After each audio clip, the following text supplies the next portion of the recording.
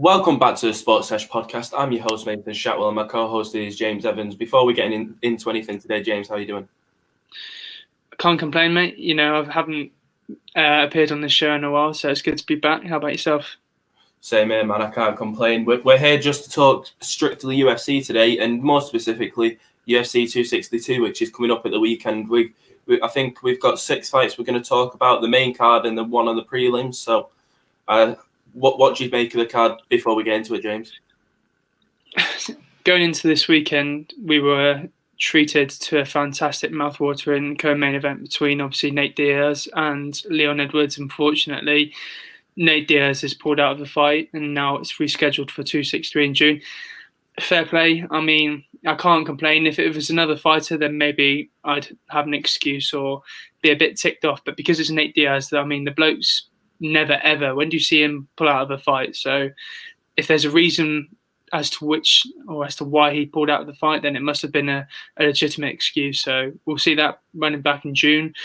Other than that, the main card this weekend is an absolute treat. You know, we've still got some absolute bangers on the card. We've got the main event between Chandler and Charles Oliveira. We've got co-main event between Tony Ferguson and Benildarius. We've got Chikagian versus Vivian, which is touch and go, but it is what it is. And I'm very much looking forward to this underrated banger between Shane Burgos and Edson Barboza, as well as Shabazian versus Hermanson. 100%. I think it's a great card, but I say we get stuck right in. And the first fight I was going to talk about is, I think it's the main fight on the prelims, and it is Jacare Souza versus Andre Muniz. What do you make of the bout? Because to be honest, I think after Jacare's last fight, I believe it was Kevin Holland back in December. I don't know. I think it may be time for Jacare, and it's hard to say just because I love watching the guy. He's a legend of the sport, but if he wins, I wouldn't be surprised if he hangs up the gloves. Yeah, neither am I, to be honest. I mean, at 230 in 2018, that was his last win, nearly 3 years ago. Ever since then, he lost to Jack Hermanson and then lost by a split decision to Jan Blachowicz when he moved up to light heavyweight, and then got knocked out in the first round against Kevin Holland back in December. So at 41, I don't think there's a lot left for him. He's fought over 36 times under his belt in professional career. So he's had a glittering career. I know he's not, won a title in the UFC, but he'll go down as one of the iconic names and one of the iconic household names in middleweight, if you know what I mean. He's got such a strong submission background, a Brazilian jiu-jitsu background. So all in all, if he loses this fight, then you'd like to think he'd call it quits. And his opponent, at the top of my head, is it Andre Muniz? Yeah. Again, he's a bit of an experienced fighter as well. So it'll be interesting to see sort of which of the more experienced lads comes out on top this weekend. So I wouldn't say I'm looking forward to this one at the top of my head, but it'll be nice to see Jacare Souza get back out there and try and get a win under his belt, because he so desperately needs it. Because, you speak to any fighter, no fighter wants a 4-fight skid under their belt in their CV. So a win will do the world of good for Jacare Souza, but it won't mean a lot in the grand scheme of things, because, as you said there, I can see him calling it quits after this fight. So it's one of those sort of touch and go fights. 100%. I think, you said it how I was going to word it. It's not a fight I'm looking forward to, but it'll be good to see Jacare back in there. And I think, I'm not sure how the fight's going to go, because obviously Jacare is on the run of the how many fight losers streak, and like I said before, I do think it is time, but I'm going to be optimistic for Jacare. I think his jiu-jitsu could come out and get him the fight, and he could get a submission, or he could control the fight for the full 15 minutes. But if I was going to give a prediction on the fight, I'm going to say Jacare via a decision. But it's not a fight I'm looking forward to, but it will be good to see Jacare back in there. The next fight I was going to talk about is on the main card. We may as well get out of the way, as it's no disrespect to them, but it's probably the fight on the main card that I am not too fussed about. Caitlin Chikagian versus Vivian Araujo. But I don't know about this fight, because I'm not too. I wouldn't say not interested, but I've not got as strong as an opinion as I do on the other fights. Well, with this fight, I mean, they're two sort of experienced athletes under the UFC banner. You've got Chukagian, who's coming off of that win against Cynthia Calvillo, and she sort of desperately needed that because so many people wrote her off. I know Calvillo was coming up to flyweight, and people were demanding a title shot if she were to get the victory over Chukagian, but Chukagian sort of came up clutch in that fight, got the decision win that night, and you've got Vivian Araujo, who is coming off of that win against Roxanne Modafferi at the top of my head, and before that, again, came off a decision win to Montana De La Rosa. But I think, I don't want to be a bit too disrespectful to Vivian, but I think it's a bit one-sided in Chukagian's favour. I think she's just sort of going to control proceedings and probably outpoint Vivian for the entire duration of the bout, because you look at the height and the reach advantage. I know they've got the same reach, but I think at the top of my head, Caitlin Chukagian's got a 5-inch reach height, 5-inch height advantage over Vivian. So especially at flyweight and against a woman like Caitlin Chukagian, who is sort of one of the top dogs in flyweight, even though I can't see anybody beating Valentino anytime soon. She's in the top 5. I think she's ranked number 2 or 3 at the top of my head. So I think this is stylistically, it's probably a comfortable matchup for Chukagian. So I think she'll probably get the decision victory. I think she'll just outpoint her on the feet for 15 minutes. Yeah, I don't think we're going to see a finish in this. Like you said, I do believe it is going to be the Chukagian win via a decision. I just think this is one of those fights that it's not going to have too much to it because, like you said, it's got all the ingredients for Chukagian just to get the win and try and get herself back in the title contention. But I just don't think it's got as much fire as all the other fights on the card. So that's why I think it may be being underlooked. But who knows? We could get a banger of a fight out of it, but I don't see that being too likely, as I'll say. But I'll jump on to the next fight, which, as you said, is a underrated bout on the card. Shane Burgos versus Edson Barboza. What are you making of this fight? I'm really looking forward to this one. I mean, out of the whole sort of the main card, I know besides the Michael Chandler versus Charles Oliveira, I think this is probably one of the favourite bouts I'm looking forward to. You've got Edson Barboza before the win over Makwan Amakani. Obviously, he had those 3 defeats to Dan Ige, split decision, which was very tough. Could have gone either way. I think I scored it in favour of Edson Barboza at the top of my head. Paul Felder, again, a split decision, could have gone either way on the same card as Khabib versus Poirier. And then before that, Justin Gaethje lost via TKO. So he's had some real battles over the last couple of years or so. And to get that win over Makwan Amakani, he so desperately needed that for his confidence, because when he moved down to featherweight, I think a lot of people were sort of giving him a chance as to, this could be the next guy to sort of burst into the top 5 and potentially get a title shot. And, those sort of hopes were dampened when he fought Dan Ige, but now he's coming off that win over Makwan Amakani. This will probably be one of his toughest tests at featherweight, because Shane Burgos, he loves to bring it wherever he goes. And again, Burgos is coming off of a loss to Josh Emmett by a decision. So it'll be interesting to see where he's at. But as I alluded to there, I mean, come fight night, Shane Burgos is ready for war. And as is Edson Barboza, I think it's going to be sort of a stand-up battle, throughout 15 minutes, in my opinion. And on the feet, I mean, Edson Barboza is just so versatile. Likes to throw those leg kicks and those sort of leading counters. So with that being said, this is probably going to be one of my favourite fights of the night, because, again, both men, come fight night, they just love to bring it and they just love a true scrap. Yeah, I do think this has all the ingredients to be fight of the night, and I think it's going to go the full 15, but I think it's going to be a good 15 minutes. I don't think it's going to be one of those 15 minutes where it's a stale, boring fight. I think both guys are going to bring it, and I think either guy could win it, to be honest. Edson Barboza, obviously, we've seen the highlight reel knockouts in the past, but who knows, he could be bringing them back, and I've got no doubt that he's got the ability to, but I just don't know which way he's going to go. I think it's 50-50, so I'm not going to give a prediction. I just think it is going to be a good 15 minutes, and whoever wins will win via a decision, but I really don't know about it. It's one of those fights where I just don't have a clue at all. Do you have a prediction winner? Yeah, I'm going to go for Barboza by decision. I just think his experience, especially on the feet and especially at lightweight over the last 5, 6, 7+ years, will sort of pay dividends for him in this fight. But I think Shane Burgos would definitely be overlooked going into that fight, and I truly believe that he can't be overlooked. But for Barboza's experience and his sort of CV over the last decade or so, I think he's got the sort of ability to get the job done however way he wants, to be honest.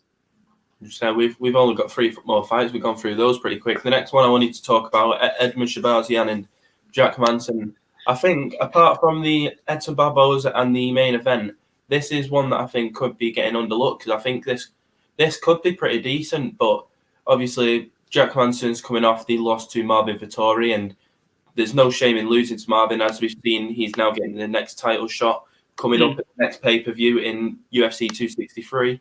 And then obviously his opponent Edmund Shabazian is coming off his first ever loss against Derek Brunson, and I think this could be contention as well for fight of the night. I think there's a few on the card that it could be up there, and I don't know if I've got a feeling Jack Manson is going to try to take it to the ground. But what do you think about this fight? And rightly so. I genuinely think he did or should take it to the floor. I mean, with Hermansen, he's got wherever the fight goes, he can hold his own. He's got such a strong wrestling background. He's got a good submission arsenal under his belt. And he's also willing to stand and trade. But against a guy like Edmund Shabazian, who's a magnificent striker on the feet, he's very versatile. When he likes to sort of stand and trade, he can throw his kicks. And he's a great counter puncher as well. And he's got the power in those hands, to be honest with you. And as you alluded to there, he's coming off of his first professional defeat of his career. He's still only 23, so he's still got time to sort of mature and grow into the middleweight division. But again, Jack Manson, this is going to be a really, really tough ask for Shabazian to get the job done, because, as you said there, he's coming off of that defeat to Derek Brunson, whereby I think he's obviously, with Derek Brunson, his wrestling is his bread and butter. And with Jack Manson having such a strong pedigree in the sort of the ground department, whereby it's either his jiu-jitsu or submission or his wrestling, I think that's going to be plan A for Jack Manson. As soon as the first bell goes, take it to the floor and try and sneak in a submission. And I just think with Edmund Shabazian, as great as he is on the feet, I just think he's very susceptible to that takedown and to sort of giving up his back. I genuinely think Hermansen could sort of sneak in a submission within the fight. I mean, I'm a big fan of Shabazian, don't get me wrong. As I said, he's a magnificent striker. He has the capability of knocking any top contender out. Well, I say any top contender, anyone in the sort of 6 to 10 bracket. I think the top 5 will really, really, really be a tough ask for Shabazian. But if he can get the win this weekend, that's going to only do his confidence the world of good, because it shows he's improved since the fight to Derek Brunson. And I truly believe, I may be being a bit harsh on Shabazian, I think he has improved, or he will have improved come fight night. Because with Jack Hermansen, as I said, you can't be messing around on the mat, and any chance of Hermansen shooting or going for the submission, he will take it. So it's a coin flip, this one, really. I mean, if you think somebody's getting knocked out in this one, you'll probably say Shabazian will get the win. If there's a submission win, you're probably leaning towards Jack Hermansen. It's a tough one to predict. I'm probably going to lean towards Jack Hermansen on this one. From what I've seen so far this week, he's a slight favourite going into this one. And rightly so. Obviously, he's got the experience. And on the mat, he's just so comfortable. And like I said, he's willing to stand and trade. But again, against the sort of power punches at middleweight, he may be very susceptible to that knockout, because you saw his defeat to Jared Cannonier about a year or two ago. So it's going to be a tough one to call, but I'm probably going to sort of lean towards Hermansen via submission. Yeah, I think if you look back in the past, there's always been questions about what happens if a striker fights the ground guy, and we've 9 times out of 10 we see the same result. I think the ground guy wins 9 times out of 10, and I think Jack will get the submission, to be honest with you. And I don't know what round, but I think it, like you were saying, if it stays on the feet, I'd edge it towards Edmund Shabazian. But I do think Jack Manson is going to drag him down, take him to the ground. He's either going to control him for 15 minutes, or I think he will get the submission. And I'm edging towards a Jack Hermansson via submission. And to be honest, I think if he gets that, I don't know who'd be next for Hermansson, because obviously if he won against Marvin Vettori, he could have been looking title contention. But I don't know now. Maybe a fight with Darren Till, maybe. Yeah, I mean, that's a shout. When they sort of rumoured to fight, I think at the top of my head. They was booked to fight, but then Marvin take Darren's place. Yeah, that's it. Yeah, it'd be an interesting fight that if that materialises. But next up, we got the co-main event: Tony Ferguson versus Benildarius. And Tony, man, I don't know with Tony anymore, because let's backtrack a year and a bit ago. We was thinking Tony could be the next champion when he was due to. I didn't think he was going to get the win over Khabib, but a lot of people thought he was going to get the win and be champion. But fast forward a year, two fights later, a brutal loss to Justin Gaethje, and he got dominated for 3 rounds off Charles Oliveira. And look where Charles is now. He's got the title. So I think this fight could be make or break for Tony, because if he loses this, he'll probably get another fight in the UFC, but who against? Because he's not going to get one of these in the top 5 at all. He's probably going to be looking... Maybe a Dan Hooker if he loses. Yeah. He's coming off of a loss as well. Maybe Dan, but I don't know if Dan would want to take the fight, because Tony's on 3 fight, he's only on 1. But you never know with the UFC, but this is a coin flip for me, because I really don't know how Tony's going to come out. But I'm gonna give a prediction and say Dariush via decision. It really is a tough one. I mean, as you said there, going into 249, I genuinely felt like if Tony Ferguson could get past those 2 rounds, going into the third and the championship rounds, I think he'll be able to sort of control and dictate the pace because of his insane cardio. But after the defeat to Justin Gaethje, I mean, it was a brutal beatdown throughout, as long as it lasted about 22 minutes. And that sort of fights, they really do take its toll on an individual. And especially with Tony Ferguson at his age, I think he's like 37, 38 now. And at that age, and if you're getting beaten that badly, mentally you're going to be so drained and you're going to be questioning yourself as to whether or not you can get back to the top.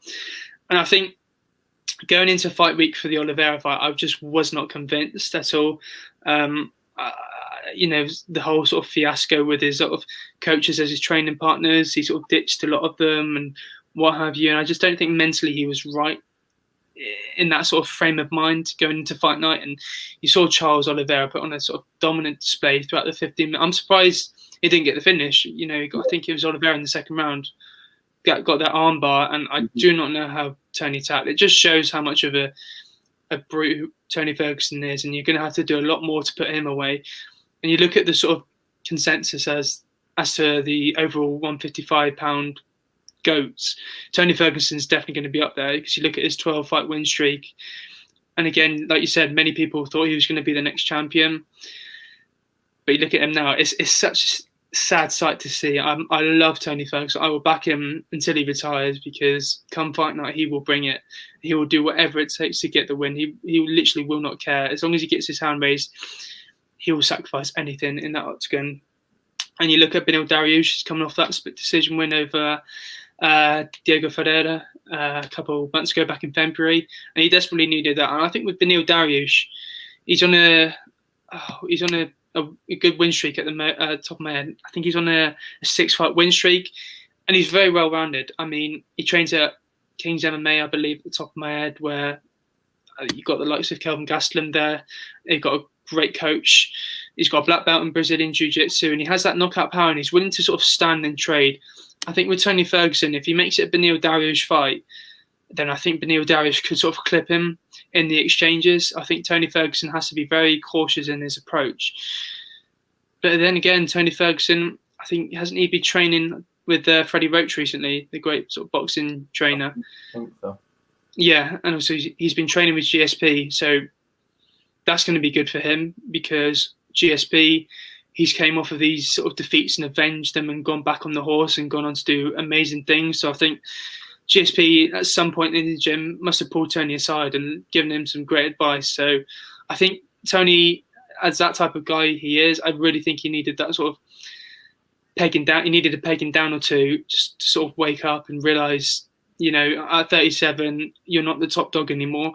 You need that win under your belt. And I think with GSP, he must have sort of sparked some new life into Tony Ferguson. I think he needed an icon of the sport just to sort of give him like a bit of a bollocking or two. I think it's a tough one. Like I said, I love Tony Ferguson. Come fight night, he's comfortable wherever the fight goes. You might not have that brutal knockout power, but he is willing and he is capable of putting people away in that division. He's a very tall lightweight. He can easily go up to welterweight. I know there was talk of him going to welterweight in the past. So if he can sort of weather that early storm, because I know Benildarius, he will do whatever it takes, because you look at his post-fight interview after the Ferreira fight, he was desperate, calling for a top 10 guy, because prior to the win over Ferreira, he was on a 5-fight win streak. And many people were sort of overlooking Dariush as one of them sort of top 15, top 10 contenders who won't go anywhere. And this is his chance to shine, really, Dariush. If he called his shot, he called Tony Ferguson, he called out a top 5 guy. So if he can come out there and put on a scintillating performance, I genuinely believe he belongs or will get a good fight against a top 5 contender next. And rightly so. So with regards to how this fight will play out, I do believe it will go the distance. As I said, I know Dariush is comfortable wherever the fight goes, but so is Tony. And I know Dariush has that knockout power. But Tony Ferguson's got a chin, man. I mean, you look at his fight with Justin Gaethje. I'm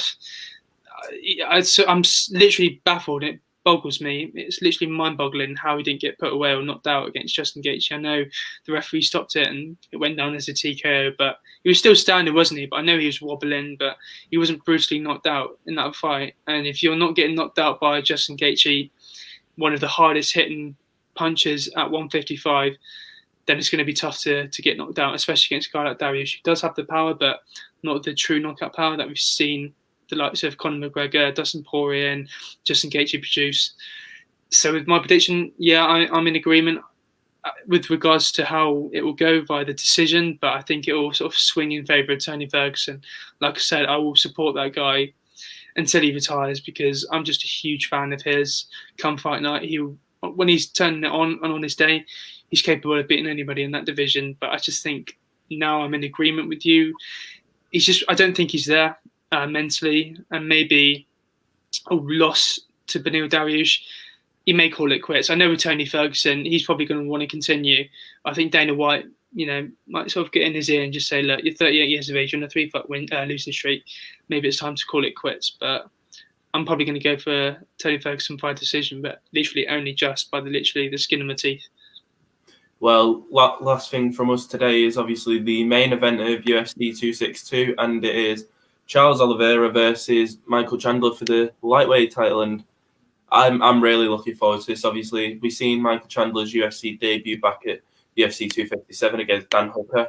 I thought he may have won, but I didn't think he was going to knock Dan out like that, especially in the first round. And I was blown away. And with Oliveira, obviously, he dominated Tony Ferguson in his last fight, and I think he's on like an 8-fight win streak, something along those lines. And this is either of two ways. If it stays standing, it's going Chandler's way. If it goes to the ground, it's going Oliveira. I think on the ground it is slight though, because obviously a lot of people, I think in the UFC especially, are just thinking Michael Chandler is just a puncher just because that's how he won his debut. But let's not forget, I'm sure he's a wrestler at heart, and anyone that is a wrestler is able to hold their own on the ground. So on the feet, I think it will go Chandler's way, but on the ground, I think it'll only slightly just go Oliveira's way. But to be honest, I think Chandler's going to keep it on the feet, and I think Chandler's going to finish him. I think Chandler will get the TKO finish. Personally, I just think it's so scripted for a Michael Chandler win.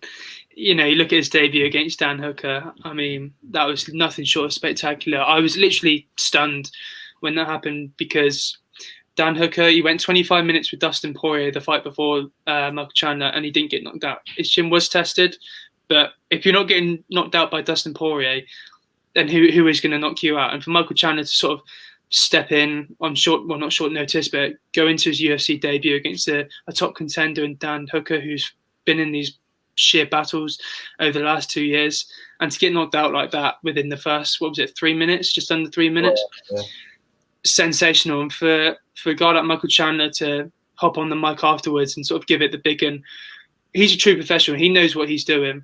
He called out Conor McGregor and Dustin Poirier after that win over Dan Hooker, and at 35 years of age, he's been there and done it. He's won titles across Bellator. He's sort of defended the title in Bellator a couple of times at lightweight. So he's got the experience. He's the true athlete. He's a definition of a true athlete in mixed martial arts. He knows what he's doing. His market, in terms of his marketability and personality and profile outside of the ring, I think the win over Dan Hooker has only done him wonders, and it's probably skyrocketed because, Michael Chandler going into the UFC, 35 years of age, probably not many people gave him a chance of succeeding. And maybe most people thought he was on Dan Hooker's level. He wasn't going to get the title.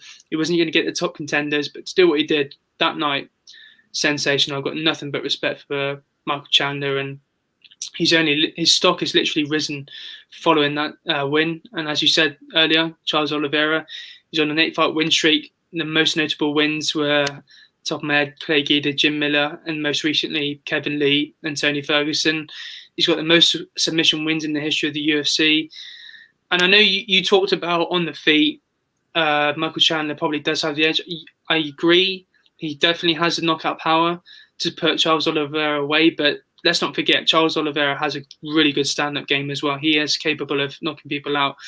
At featherweight, at lightweight, this is a different kettle of fish. It's very tough to knock out these top contenders at 155. So, yes, I'm in agreement. Michael Chandler has the edge on the feet, but you can't rule out Charles Oliveira's striking game. And I know his bread and butter is probably his jiu-jitsu and his sort of submission skills off of his back. And I think with Michael Chandler's wrestling, I think he's going to sort of use his defensive wrestling to keep the fight standing. Again, as you said, to try and keep the fight standing and try and sort of come in with those brutal right hand counters and to put Charles Oliveira away. And then if the fight does go to the floor, I do think Michael Chandler will have the sort of defensive mind to sort of keep Charles Oliveira at bay and sort of keep him out of trouble. But I think on the floor, no matter how good of a wrestler you are, Charles Oliveira will find that arm, or will sort of choke you within a heartbeat, really. So it's a tough one to call. I'm probably not going to give a prediction just yet, but as of right now, I'm leaning towards Michael Chandler, but come back to me on Thursday when we're talking to watch. I'll probably sort of swing Charles Oliveira's way. It's literally a coin flip. But as I said earlier, it's so scripted for a Michael Chandler win. It really is, because I know he's got that strong relationship with Dana, and he sort of hopped on the mic after the win over Dan Hooker and sort of gave it the big one. And fair play to him. He's got that marketability. I think now many people sort of question the fight. But you look at Dustin Poirier when he beat McGregor in January. Dustin Poirier was the first one to get offered a title shot after the fight, and he said, "No, I want Conor McGregor. I want that money trilogy." And Justin Gaethje's coming off of a defeat to Khabib Nurmagomedov. And you look at 3 and 4. That's obviously Charles Oliveira and Michael Chandler. So the fight makes sense personally, and it's an interesting matchup between a strong, hard-hitting wrestler in a way, and on the other hand, you've got a reasonably good, comfortable striker and a strong submission artist in Charles Oliveira. It's got all the ingredients of being a great back and forth encounter, and I'm really looking forward to this one. I'm not going to give a prediction just yet, but I'm probably, like I said, I'm leaning towards Michael Chandler right now. Yeah, I'm leaning towards the Chandler finish. When I'm thinking about it more, it is getting closer and closer. So, like you said, I could have a different prediction when we speak to Arch on Thursday, but at the time being, I'm edging towards Michael Chandler. But that's all the fights that we talk about for UFC 262. Obviously, we would have been talking about the Nate Diaz Leon Edwards fight, but that will now be on that will now be on the UFC 263 preview that we do. Obviously, this was our 47th episode. We're getting closer to that 50, so everyone make sure you stay tuned. And before we end it, James, do you have anything you'd like to sign off with at all? Not off the top of my head, no. I mean, it's a great show today, and it's, as you alluded to earlier, it's our 47th episode. So to start off where we did, what was it, just under a year ago, really, it's crazy to think we would have hit the 50th goal, I thought we'd really struggle.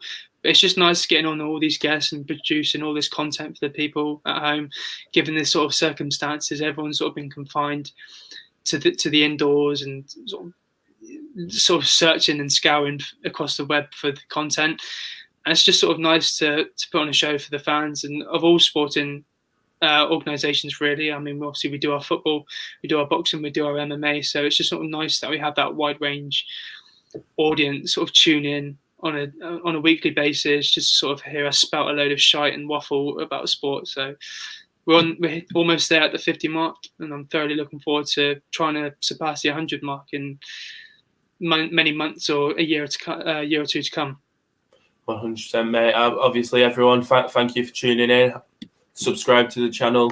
We've also got the Twitter now that James is taking over on. Go follow that. I take over the Instagram, both the Sports Sesh podcast. So make sure you give them a follow. And we've also got the Facebook group, the Sports Sesh podcast again. So make sure you join them, follow all that stuff, and take care, everyone.